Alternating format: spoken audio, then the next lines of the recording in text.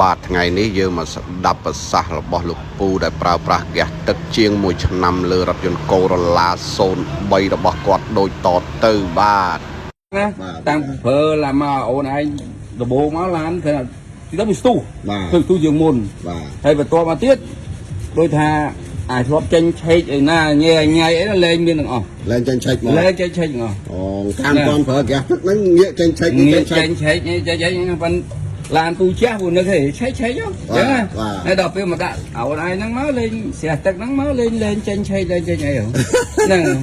ពេលឃើញអញ្ចឹងណាបាទហ្នឹងហើយពូក៏ទៅកន្លែងណាក៏ផ្សព្វផ្សាយប្រាប់គេថាចេះខ្លះវាមិនដែលឃើញទេឥឡូវនេះមិត្តភក្តិពូនៅក្រសួងអប់រំមិញក៏គាត់នឹងមកហ្នឹងហើយបាទអញ្ចឹងណាបាទអញ្ចឹងចាប់អារម្មណ៍នេះគេគឺអាពីមុនអាសាចេញឆែកបាទហើយសាំងដល់ឃើញឆែកគ្នាទេគាត់សាំងពូដែរវោះបាទគាត់បានសំចៃអត់ដែរវោះទេអត់ដែរហ្នឹងឯងបាទគេទូទៅពូជិះទៅដល់ណារតនគិរីអូរតនទៅមករតនគិរីទាំងតែនេះបាទ